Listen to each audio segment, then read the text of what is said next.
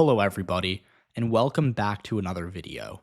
In today's video, we'll be taking a look at the 2024 US House elections, and I'll be talking about these races. We've got 65 seats that I view to be competitive to an extent, and we're going to be looking at them. So this is going to be a longer video. Obviously, House maps are, they do take a while if I'm going to give you good analysis, as I always try to do. So I'm going to skip the preamble for now. We're going to get into it. Now, there are a few things I want to introduce before we go seat by seat here. And the first is that I have now finally, after procrastinating for a couple of months, built my house model, and I'm pretty happy with it.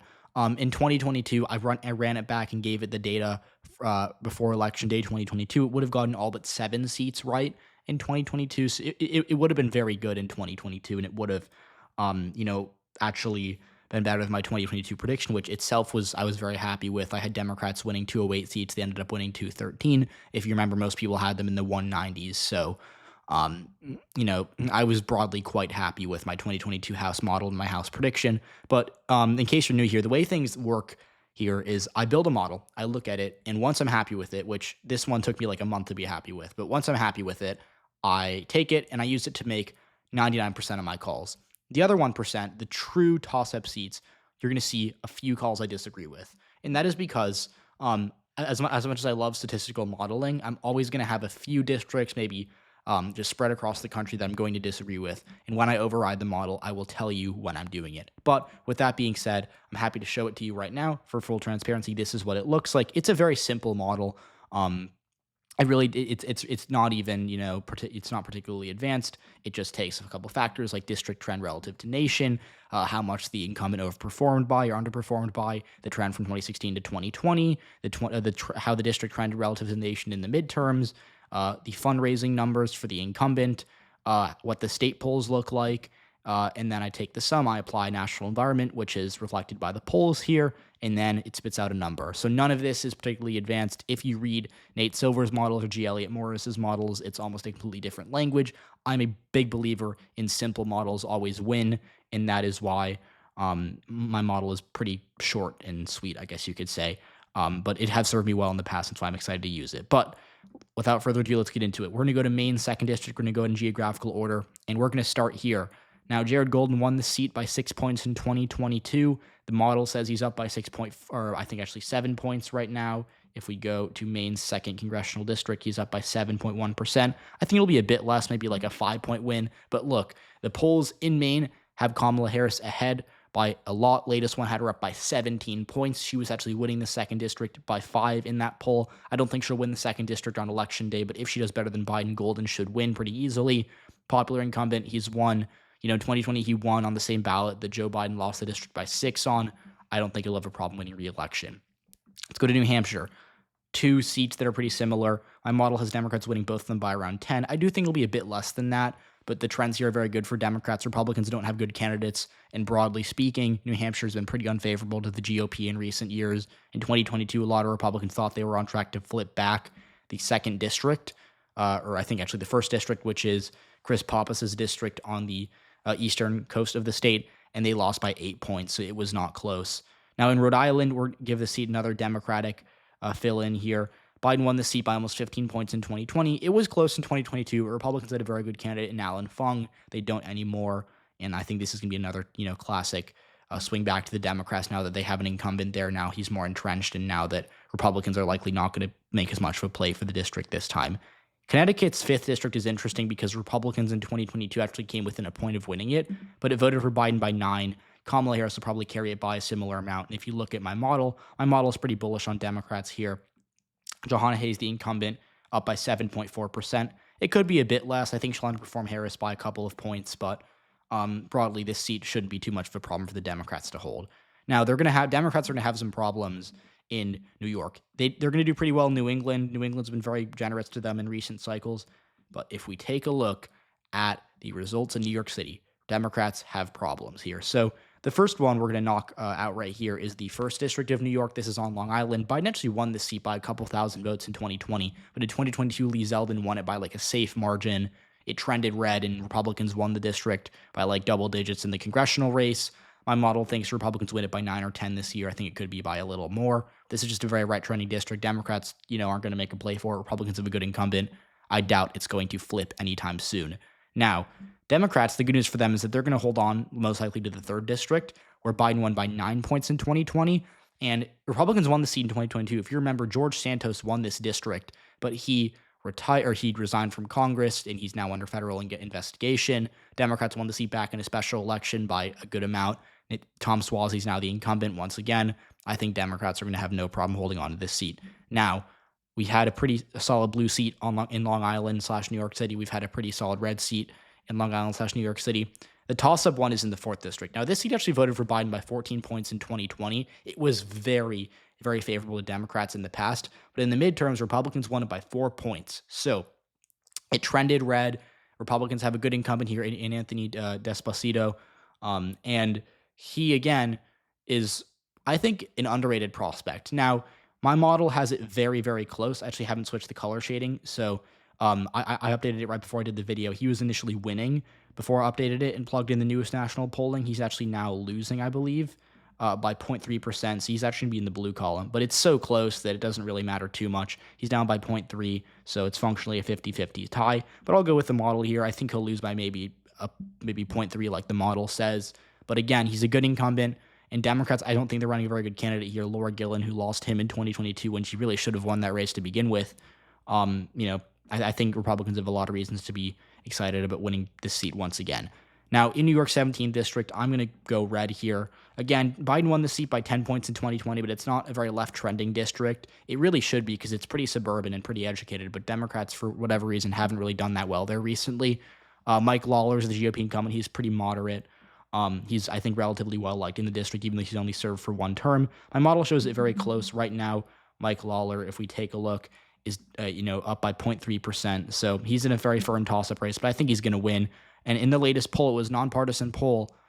Democrats, Amon Jones, the Democrat, was down to Lawler by 6 points. A lot of undecided voters who are likely more leaning towards Democrats, but I think Kamala Harris will win the district by, close to 10 points. But Mike Lawler, good incumbent, and I think the tickets are going to split enough for him to win re-election here. Now, in the 18th district, just up north, Democrats, this was the one kind of upstate seat Democrats won in 2022. Pat Ryan, my model has him up by 3.5. I think he'll win by a bit more, but we'll put it in the lean column. Ryan won by about a point in 2022, while all other Democrats got crushed statewide, crushed in these congressional races. So Ryan's a good candidate. He's a good incumbent. He's won twice in the past 2 years, and I don't see why he'd lose this time, even though it could be a closer race than people think. Now, Mark Molinaro, this is a district that's very interesting because my model actually shows a very close race with Democrats up by 0.4. Now, I'm going to break with the model here. I'm actually going to disagree with this. I think Republicans are going to hold on to it by actually 2 or 3 points. Now, Mark Molinaro, this is a Biden +4 district, but he won in 2022 by 2 points in a Biden +5 district. You also have to remember that now he's the incumbent. He's done well upstate historically throughout his career. Democrats, I think are running the same candidate again, who's a fine candidate, but there's no kind of all-star recruit Democrats could really hope for here.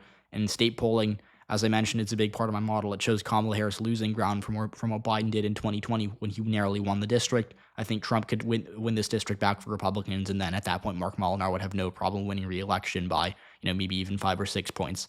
I'll be cautious and say it's maybe a 2 or 3 point victory for Republicans, but at this point, I would be pretty surprised if he were to lose, even though my model, for whatever reason, does kind of see him as an underdog. Now, in New York's 22nd district, this was actually redrawn to get a bit bluer, which helps Democrats. It's Brandon Williams. He's the Republican incumbent. My model shows it close. I think Democrats will win it by a couple points. But again, this is a Biden +9 district. So broadly, unless Kamala Harris really collapses here, I do think Democrats should win it back. This is probably their easiest pickup in New York because it was redrawn. Now, Pennsylvania, if we go to Pennsylvania and we take a look, that's a mistake. If we go to Pennsylvania, then we'll go to New Jersey. But starting in Pennsylvania, if we take a look at the suburbs of Philadelphia, you'll see that there's a Biden district right here, but it's going to go red by a good amount. Brian Fitzpatrick has been winning Democratic-leaning districts every year since 2016, and he won't stop now. I think he'll win re-election by 7, maybe 8 points. Fitzpatrick is very popular. He wins a lot of Democrats. He's kind of one of the last incumbents who enjoys crossover support. And he's kind of like I don't want to say Joe Manchin because this district is still pretty competitive. It's not like deep red like West Virginia is, but he does win over a lot of Democrats, so hard to see him losing. Now, in Pennsylvania, if we take a look at these two districts up north, the model shows them both very close.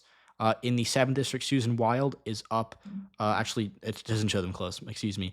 Susan Wild's up by 6.6. Matt Carter's up by 6.2. Those are two seats where I disagree with the model. I'm going to give them both the win, just very narrowly, but I do think it's going to be closer than the model thinks. The reason that the model is so bullish on Democrats here is because these are both incumbents with massive cash advantages, so they're going to be able to outspend their opponents, which will help them for sure.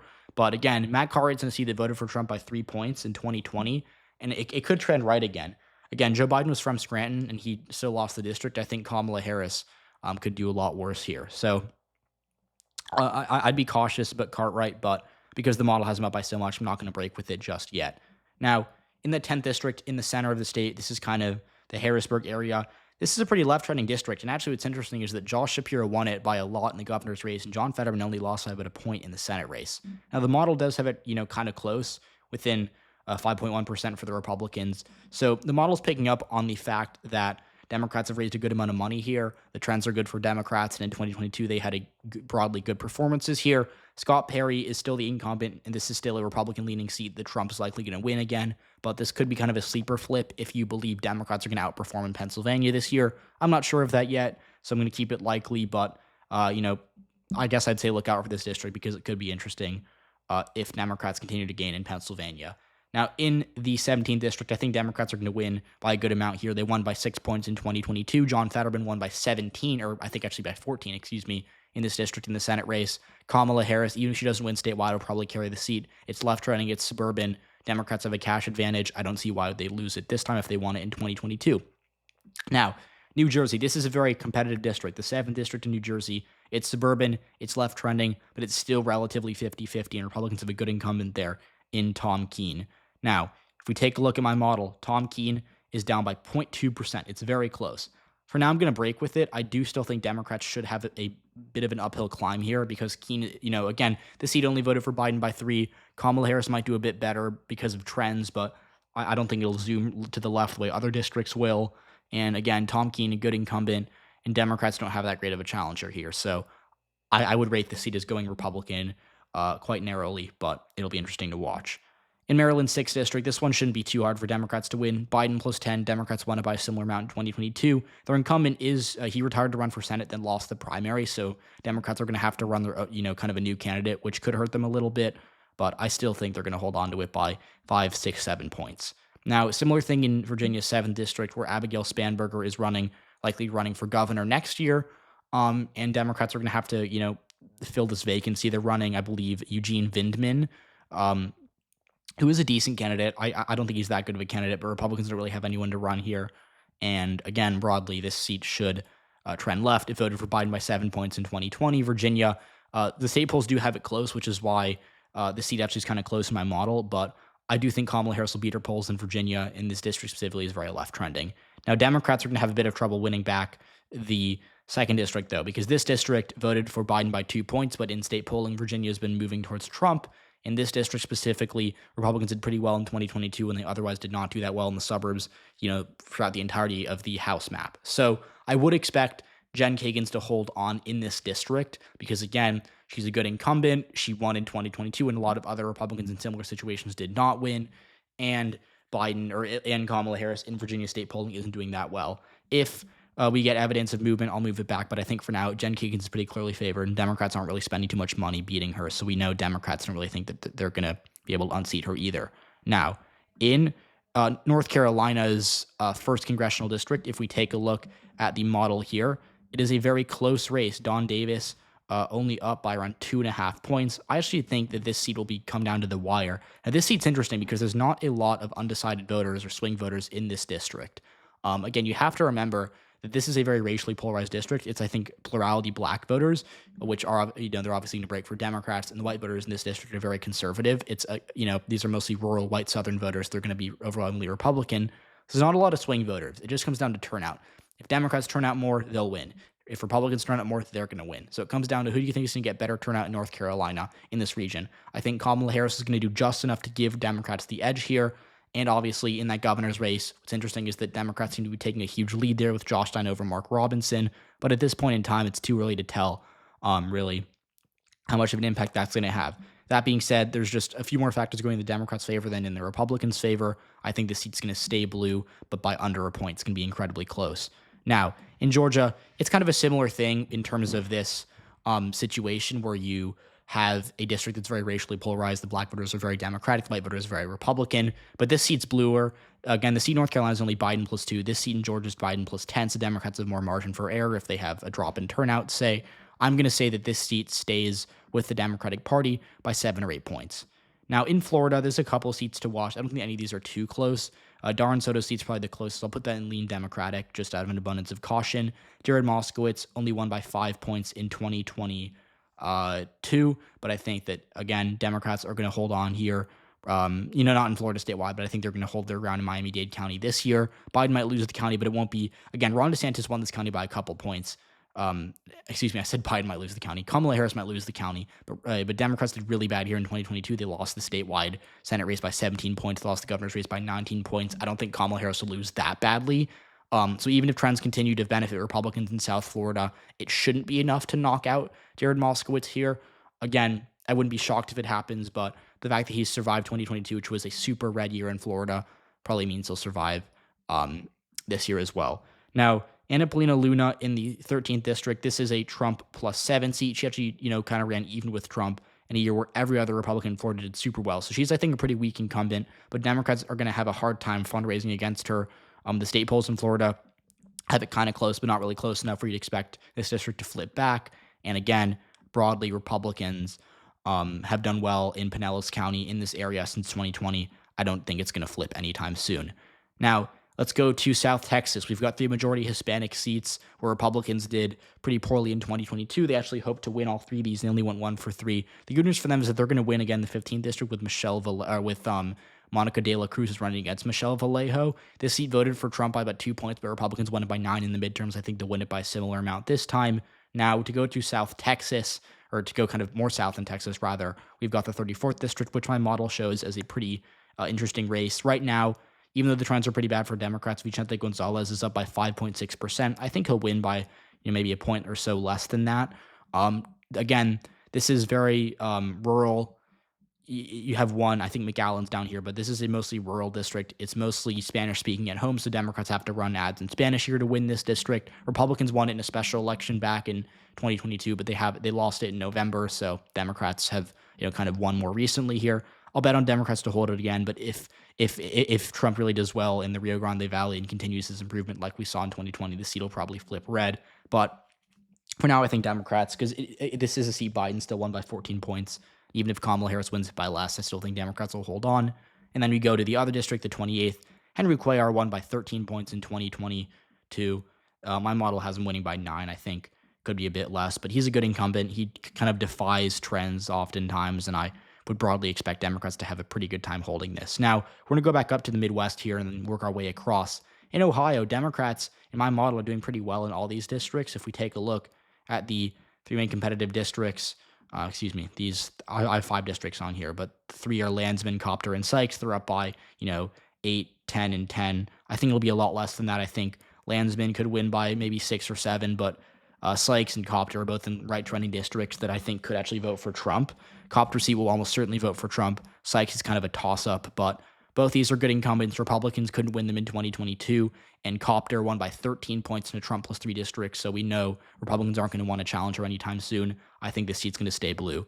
Now, if we go to Michigan, what's interesting about these 2 seats, Michigan 7 and Michigan 8, is that the Democrats are retiring, and again, the model still thinks Democrats are going to hold on to these seats by lean margins, which I agree with.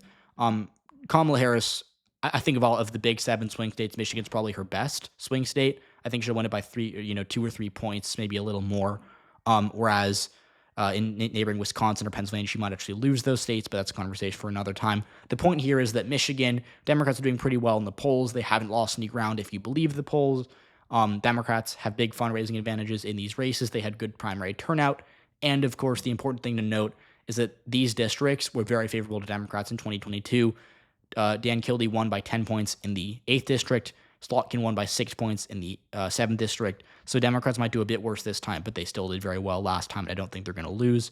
The 3rd district, Hillary Schulten running for re-election, she won by 13 points in 2022, and this is a super left-running district, so I think that we could see a similar result where Democrats do very well. Now, in the 4th district, the seat's actually pretty left-trending, but Republicans did very well there in 2022. They have a good incumbent there in Bill Huizenga. He will likely win by, 7-8 points, but it'll be interesting. If Democrats come close here, that could be one to watch in a potential blue wave midterm type of environment. Now, if we go to Indiana, this is an interesting one. This is the 1st district of Indiana where Frank Mervin's the incumbent. And if we take a look at what my model says, my model has it a 7-point victory for Democrats. I think it'll be a lot closer. I think it'll maybe be a 2-point victory for Democrats. This is a right trending seat. I think Trump could actually win this district because he did a lot better in 2020 than he did in 2016. In this area, it's shrinking in population. Democrats are really worried about it long term. I think that if you believe Trump's going to do very well in the Rust Belt with working class voters, this seat could be a sleeper flip for Republicans. I think Trump will do well, but not well enough, and that'll be enough for Frank Mervin to hold on by 2 or 3 points. Now, Illinois' 17th district, this is another working class one. Eric Sorensen, the incumbent Democrat. The good news for him is that my model has him up by 8.5 points. I think he'll win by a bit less than that, but he has a big fundraising advantage, and he did pretty well relative to J.B. Pritzker at the top of the ticket in this district in 2022. I expect him to hold on by maybe 5 or 6 points. Now, in Wisconsin, Democrats have a good candidate here in Rebecca Cook, who is actually interesting because I think that she works a job while running for Congress at the same time, which is very interesting. It's kind of a candidate you wouldn't really see nowadays because you have to be so wealthy to run for Congress in the year 2024. But, Rebecca Cook is attempting to appeal to working class voters with her kind of working class background.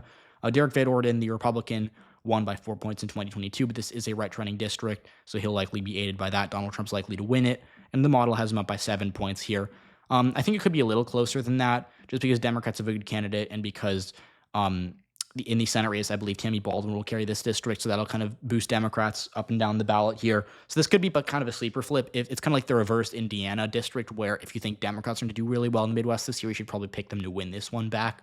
But for now, I think Tammy Baldwin will do well. I don't think Kamala Harris will do that well here. And Derek Van Orden's the incumbent now. I call a Republican victory 4 or 5 points here. Now, this is a seat that I'm fascinated by. Iowa's 3rd district. Democrats lost it by under a point in 2022. And my model, which is interesting, is very bullish on them here. I actually don't know why. I mean, I do know why. I've looked at the numbers, but it's interesting to me. Zach Nunn, the incumbent, is down by 2 points here. Now, for now, I'm going to disagree with it. I'm going to say it's tilt Republican. But my model seems to be picking up on, something that I didn't really notice, which is that Democrats are trending the right way in this district, even though it's in Iowa, even though it's broadly a lot of rural counties. So we'll watch it in November. For now, I'm going to say Republicans are going to hold on because they have the incumbent now, and Trump's going to win Iowa by maybe 10 points in November. But that's what I think is going to be interesting to watch. Iowa's 3rd district could be a sleeper flip for Democrats. Now, in Missouri, this seat, Missouri, I believe the 2nd district, Ann Wagner, the incumbent, is normally pretty safe, but her district has been moving towards Democrats in recent years. And what's interesting is that Josh Hawley is not going to do well at the top of the ticket. He's likely to underperform Trump by 5 or 6 points. That could put Republicans in trouble. But regardless, again, this is a seat that Trump did pretty well in 2020, and Wagner, the incumbent, overperformed. So Republicans should be fine here. And if you'll excuse me, I took a brief water break there because it is hard to talk about these House districts. These videos get very long, so forgive me. And I don't want to talk too fast, but we do have to move through these quickly. So we're now kind of across the Mississippi here in Nebraska. This is an interesting one. The 2nd district, Don Bacon, the latest poll had him down by 5 points to Tony Vargas, the Democrat. Another poll had him up by 2, so it's kind of a mixed bag. But this seat, Biden won it by 6. It's left trending. In the polls, Kamala Harris is up by 8 points. And if we take a look at what my model says, my model, as of right now, Don Bacon in Nebraska's 2nd district, has him down by 2 points, just outside of the toss-up range. I think Don Bacon's going to lose this year. In 2020, he won narrowly against a pretty bad Democratic opponent. 2022, he won even more narrowly against a decent Democratic opponent, Tony Vargas, who's now running it again for this district. I do expect it to be incredibly close, but with Kamala Harris likely winning it by 8, 9, maybe 10 points even at the top of the ticket, all the left trends that benefit Democrats here, the fact that Tim Walz is from here kind of could create a hometown boost for Democrats. I think all of that could be a little too much for Don Bacon to overcome. He's a very good incumbent. Wouldn't be shocked if he wins again. But this seat is moving blue very quickly, and I think he could be the next Republican to lose kind of to that suburban tide. Now, in Kansas's Third district, Democrats won the seat by 12 in the midterms. I actually meant to characterize it earlier, so we're going to put that in the likely column. Now, we're going to go to the West Coast. As you can see, it's going to be a close battle. Democrats 208 seats, Republicans 205 at the moment. So we're going to see who wins the remainder of these seats. But in New Mexico's second district, what's interesting is that in 2022, Democrats narrowly flipped this district from red to blue. And if we take a look at my model right now, it does show Democrats leading by around 1.5. I think it's going to be very close. I agree with my model's call, though. I think now the Democrats have the incumbent, now that Kamala Harris in the latest polls is actually winning New Mexico by kind of a similar amount to Biden from 2020. Gabe Vasquez, the Democrat, should be nearly favored to win re-election here. Now, what's interesting about this district is that the Republican former incumbent Yvette Herrell is running to try to get her seat back. But in the polls, Donald Trump's winning this district, right, by 1 point. But Herrell is losing to Gabe Vasquez by, I think, 5 or 6 points. So in the polls, there's a pretty big ticket split where a lot of voters are backing Trump for president, but voting for Gabe Vasquez down ballot. So that could be something to watch. But for now, we'll keep it in the tilt blue column. Now, in Colorado, that 8th district voted for Biden by just under 5 points in 2020. It's pretty swingy, so we could see how that changes over the course of the next few months in the polls. But for now, I think Democrats should hold on now that they have an incumbent. And then if we take a look at Colorado's 3rd district, this is a seat that Democrats only lost by a couple hundred votes in 2022. But Lauren Boebert, who was the incumbent last time she moved, she's going to run for re-election in this district, which is a lot redder, which will help Republicans. Now, my model sees this being pretty competitive because there's no incumbent here. It actually has Democrats ahead by 0.2, which I disagree with pretty strongly. But that's just because it trended left relative to the nation. It's a very left-trending district, so if you truly believe in the trends, you probably think Democrats are going to win here. But Republicans had a bad incumbent in 2022. Now they're running, a newer candidate who's going to likely outperform Lauren Boebert. And again, this district, it's left trending, but with Trump on the ballot, there's some rural voters that didn't come out in 2022 that I think will come out and help Republicans hold on to it this time. Now, in Montana, what's interesting here is that I think John Tester's likely to win the district at the top of the ticket in the Senate race, but Montana likes to ticket split, so I do think Republicans are going to hold on here. It was closer than expected in 2022. We saw Republicans only win it by 4 points in 2022, and Democrats are running the same candidate again, so that could be interesting to watch. But again, it's to see a lot of rural Republican voters. Trump will bring them out this time, and Republicans will spend a lot of money here trying to unseat John Tester in that Senate race. I think that the seat is favored to stay red by a couple of points. Now, Washington, we had the Washington primary, so important. We had it just a couple of weeks ago, and it was pretty good for Democrats in the 8th district. Kim Schreier was ahead by, I think, 7 or 8 points, and the electorate tends to actually get bluer in November. I think she'll win by maybe up to 10 if she's lucky, but the seat isn't competitive anymore. Biden won it by 7 points. Schreier won re-election by 6 in 2022. Democrats should be fine here. Now, one of the closest House races in the country is going to be in the 3rd district. Marie Gluesenkamp-Perez, my model is bullish on her. My model has her winning re-election, as you can see, by around 3 points. But I disagree. I think that as of right now, if you made me pick today, she would lose. Now, why do I think this? In the primary, she only got about 46% of the vote. Obviously, it's going to be interesting to see how that remaining, 4%, if she can get that 4% to get to 50, because obviously her opponent, Joe Kent, finished in 2nd place, and a lot of other people voted for the other Republican candidate. But what it comes down to is, can Marie Gluesenkamp-Perez win 20% of those Republican voters voted for the other Republican?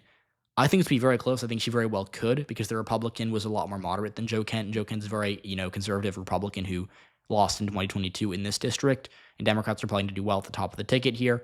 But again, presidential year, ticket splitting tends to go down, and Donald Trump will carry this district by a couple of points. So, we will see. It's going to be close, but I think right now, if you made me take a pick, I would pick Republicans to win it back by maybe, 0.1 or 0.2%. It's going to be one of the closest races in the country. Now, in Oregon's 5th district, Jamie McLeod Skinner lost her primary on the Democratic side, and the Republicans are running Lori Chavez de Reymer, the incumbent Republican, obviously. And my model is pretty bullish on her. As you can see here, it does have her winning by, almost 5 points. I think she'll win by a bit less than that, maybe 2 or 3, because this is a left-running district that voted for Biden by 9 points last time. Kamala Harris will win it by a similar amount. But again, Chavez de Reymer is a good incumbent. She won in 2022 in a seat that she really shouldn't have won in. And I think she knows how to win again. So it'll be interesting to watch, but I do think Republicans are going to hold on here. Now, let's go to Nevada. In Nevada, my model's pretty bullish on Democrats in all these seats. I'm going to say they're all lean blue because they're all kind of Biden +7, Biden +8 type districts that are very close. I do believe that Kamala Harris is on track to lose Nevada narrowly this year, so that could hurt Democrats. But again, in the Senate race, Jackie Rosen's up by like double digits in some of the polls, and in these House races, Democrats also do very well. So again, district by district, Democrats are doing well. They might not do well at the top of the ticket, but down ballot, they are holding up just fine in Nevada. So even if Trump wins the state by, a point or so, Democrats should be able to hold on to these 3 districts down ballot. And Republicans haven't really made a play for it. They haven't invested any money beating these incumbents. So I think they believe they're losing right now. Now, Arizona, 2 very close districts. If we take a look at my model, it shows David Schweikert up by a point and Juan Ciscomani up by literally 0.1%. I think as of right now, I'd pick both these Republicans to win. Juan Ciscomani maybe by a bit more than David Schweikert's. Again, you have to consider that Juan Ciscomani won in a Kelly plus, I think, 9 district in 2022. So he, again, had a 10-point ticket split in his favor in 2022 that really benefited him. He's a relatively good incumbent. I'd say he knows how to win over people who might be voting for Kamala Harris and Ruben Gallego at the top of the ticket. But that being said, this is a Biden seat from 2020. I think Kari Lake will lose by even more than Blake Masters lost it by in 2022. So if Democrats might have kind of a blue wave year in Arizona, but broadly speaking, the Republicans down ballot tend to do very well. David Schweikert, similar thing. He outran Blake Masters by like 8 or 9 points in this district in 2022. I think Trump will lose it by a similar amount to Blake Masters, maybe a bit less, but that should be enough for David Schweikert to hold on. Again, it's a left-running seat. It's in the suburbs. Democrats, I think, could very well win it back, but they're running a candidate who really isn't, I don't think, particularly strong, so that'll help Republicans too. Now, Alaska, we're going to get out of the way before we get to California. Alaska, in that primary, Mary Peltola won with over 50% of the vote. I think the seat's going to go blue by a pretty good amount. And actually, what's interesting is that before the primary, my model had the seat rated as likely D. The primary kind of vindicated that, which I think is kind of funny. But regardless, Peltola in that primary got half the vote. And that doesn't even account for the fact that in November, if she gets the same percentage of the vote as she did in the primary, ranked choice voting will probably give her another, 4, 5, 6 points. She could win by as much as 12. I think that's a bit high. I think she probably wins by 6 or 7. But again, she won by 10 in 2022, so who knows? And she's getting very popular in this state. Now, it's going to come down to California. Democrats 3 seats away, Republicans 7 seats away from that majority. It's going to be very close. So let's take a look. I think California's 3rd district, Trump won it by 3 points in 2022. Kevin Kiley, the GOP incumbent here, should narrowly win re-election. It is left trending, and Kamala Harris kind of could be a bit of a home state boost here for Democrats. But again, this state moved to the Republicans in 2022, and obviously Kevin Kiley is a relatively good incumbent in this district. I think Democrats are going to have a bit of an uphill climb to unseat him. They're also probably not going to try, there's so many good pick opportunities for Democrats in California. This just isn't one of them, so it should stay red. Now, if we go to the 13th district, John Duarte, he won in 2022 by like 800 votes. I think he's going to go down this time. Duarte won in 2022. By the way, Duarte, won a Biden +13 district as a Republican, which is impressive. But he underperformed Gavin Newsom's opponent by 8 points. And again, he only won likely because of turnout on the Democratic side being so bad. Now that Kamala Harris is on the ballot, likely re-energizing Democrats, I believe the seat should stay in should go back to the Democratic column. I think she'll likely win the district by a similar amount to Joe Biden. Again, Joe Biden did not do that well in the Central Valley in 2020. Kamala Harris has won this area before. I think she really does help Democrats down ballot in California compared to Joe Biden, who was probably not going to get good turnout from Democrats at all. So this seat, I predict, will flip blue. Now we have a pure toss-up in the 22nd district. David Valadao right now in my model is down by about a point. I'm going to override. I'm going to say the seat goes red just because, Valadao in 2022 did win by 4 points. Obviously, Democrats had abysmal turnout in his district. But again, Valadao in 2020, he won. In 2016, he won by 15 or 20 points. And again, this seat is blue-leaning. Biden won it by 11 points in 2020 against Trump. And I think Kamala Harris could win it by a similar amount. But David Valadao is a good incumbent, and I'm not going to bet against him just yet. Now, in the 27th district, Mike Garcia, this one's going to be so incredibly close. If we take a look at what the factors are here, it's left trending. Biden won it by 13 points, but Mike Garcia won re-election by 8. Now, here's what's interesting. If we take a look at my model, the model, again, has Mike Garcia down by 1.2. I'm going to narrowly pick Democrats to win this district back. That's only because of the trends in this district and because I believe Kamala Harris is likely to win California by more than Biden was going to win it by. Garcia is a good incumbent, but I think he's kind of gotten, I don't want to say lucky because I don't want to dismiss the fact that he is a genuinely good politician, but he got kind of lucky in the sense that turnout was so bad in his seat for Democrats last year. And in 2020, he won by like 400 votes, which was impressive. Obviously, he won in a Biden plus 13 district, it was I think a Biden plus 9 district. But again, Democrats have a good candidate here.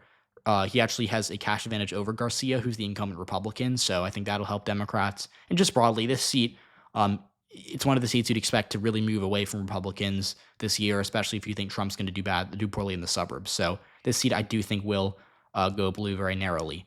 Now, in Southern Cal, in the heart of the Los Angeles metro area, we have Michelle Steele's seat. Michelle Steele, in my model, is predicted to win re-election by 6.5 points. I think it'll be a bit less than that, maybe 3 or 4 points. But this is a seat that's right trending, and it is a seat where Democrats did not do well in 2022. Now, Young Kim, again, another good Republican incumbent. She's in a Biden plus 1 district. It is a bit left trending, but nevertheless, my model has her up by 7. I think she could win by more. She won by 13 points in 2022.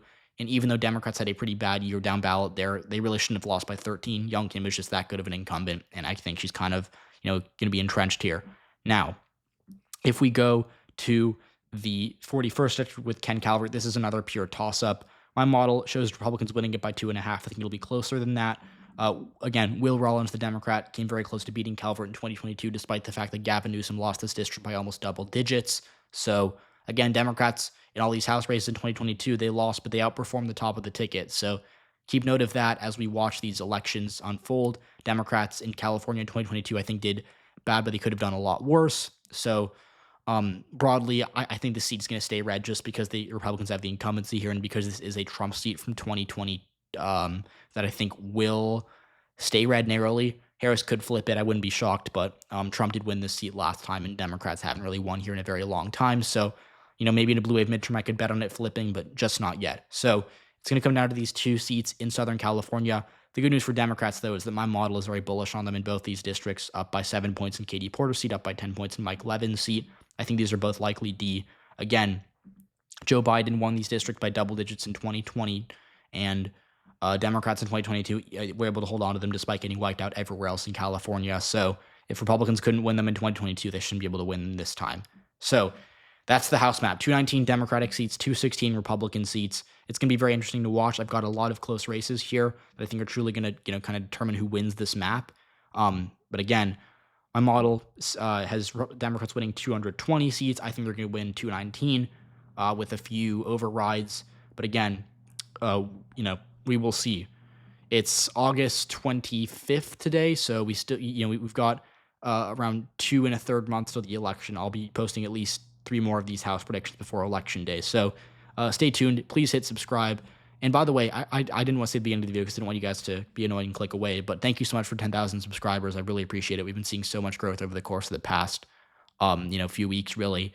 And it just means so much to me because, the fact that I can make election forecasting videos and get people to watch them and listen to me, talk about these races, it's really cool to me. And I genuinely really appreciate it, all you guys. And I obviously try to reply to comments. I always try to engage with you guys and do the videos you suggest. And I am truly, truly so humbled by the fact that I have 10,000 people or more than that now who, are tuning into my videos. So again, genuinely from the bottom of my heart, I really appreciate it. And I'm so grateful to all of you. And and obviously, if there's any suggestions you guys have for doing something for 10K, I'm happy to celebrate with you all. So thank you so much for watching. Comment down suggestions below. And I'll see you all next time.